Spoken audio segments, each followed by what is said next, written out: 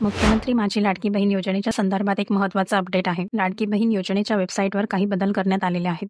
तर ते कोणते बदल आहेत? तर पहिलं म्हणजे वेबसाईटवर संजय गांधी असा एक नवीन ऑप्शन ॲड करण्यात आलेला आहे. आणि दुसरं म्हणजे तुम्ही आता तुम्हाला किती पैसे मिळाले, कोणत्या बँक अकाउंटमध्ये पैसे आले हे सुद्धा चेक करू शकता.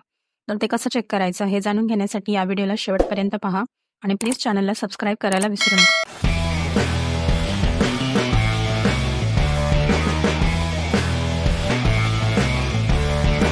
सर्वप्रथम आपल्याला लाडकी बहीण योजनेच्या वेबसाईटवर जायचं आहे.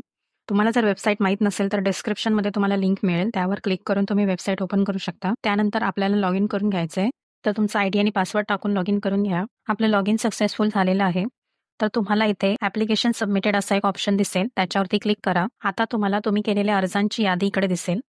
तर तुम्ही इथे पाहू शकता, इकडे एक नवीन ऑप्शन ॲड झालेला आहे, तो म्हणजे संजय गांधी. आणि त्याच्यासमोर तुम्हाला जर असं नो दाखवत असेल तर या नोचा अर्थ असा आहे की तुम्ही संजय गांधी किंवा इतर कोणत्याही शासकीय योजनेचा लाभार्थी नाही आहात. त्यामुळे तुम्हाला काही करायची गरज नाहीये. तुमचे पैसे जे आहेत ते सुरळीत चालू राहणार आहेत. परंतु जर तुम्हाला इथे अशा प्रकारे येस असं दाखवत असेल तर ते येसचा अर्थ असा आहे की तुम्ही संजय गांधी किंवा अन्य कोणत्याही योजनेचा लाभ घेत आहात. त्यामुळे तुम्हाला जर आतापर्यंत पैसे आले असतील तर इथून पुढे तुम्हाला ते येणार नाहीये. आणि जर तुम्हाला पैसे आले नसतील तर तुम्हाला घाबरायची काही गरज नाही. परंतु जर पैसे आले असतील तर ते कदाचित तुमच्याकडून वसूल सुद्धा केले जाऊ शकतात. कारण तुम्ही इथे पाहू शकता, इथे एक अपात्रता म्हणून टॅब आहे.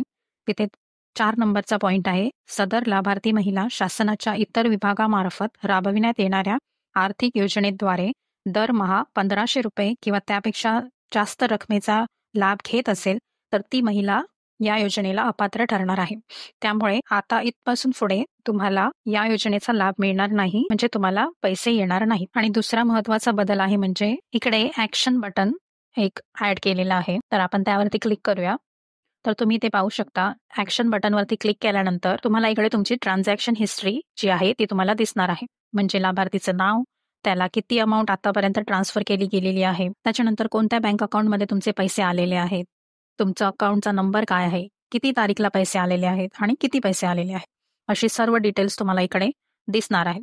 तर हे आतापर्यंत इथे फक्त थोडी माहितीच अपडेट झालेली आहे, कारण मी आता तुम्हाला ज्या लाभार्थीची प्रोफाईल दाखवत आहे त्यांना टोटल ₹7,500 आलेले आहेत, परंतु आता तिथे फक्त 4,500च दाखवत आहेत. तर ती माहिती सुद्धा अपडेट होईल. तर काही महिलांना त्यांचे पैसे येत आहेत की नाही किंवा कोणत्या अकाउंटमध्ये येत आहेत हे माहीत नव्हतं, तर तुम्ही आता ते चेक करू शकता. सध्या आपण इंटरनेट वापरतोय, अँड्रॉइड मोबाईल्स वापरतोय, वेगवेगळ्या वेबसाईट्स, वेगवेगळे ॲप्स यूज करतोय. तसेच आपण ऑनलाईन शॉपिंग करतोय, वेगवेगळ्या साईट्सवरती, वेगवेगळ्या सोशल मीडिया ॲप्सवरती आपले फोटोज पोस्ट करतोय. तर हे सर्व करताना आपण केलेली एक छोटीशी चूक आपल्याला खूप महागात कशी पडू शकते हे सांगण्यासाठी आपल्या चॅनलवरती सिक्युरिटी नावाची एक प्लेलिस्ट आहे. आणि त्याच्यात या डिजिटल जगात आपण सेफ कसं राहायचं, आपण सुरक्षित इंटरनेट कसं यूज करायचं या संदर्भातील व्हिडिओज आहेत, ते प्लीज नक्की पहा.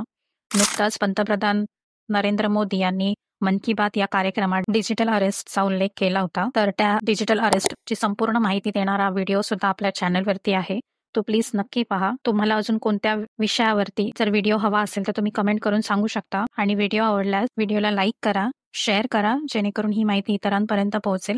आणि प्लीज चॅनलला सबस्क्राईब करायला विसरू नका, कारण तुमच्या सबस्क्रिप्शनमुळे मला मोटिवेशन मिळतं नवीन व्हिडिओज बनवण्याचं. आणि व्हिडिओला शेवटपर्यंत पाहिल्याबद्दल धन्यवाद.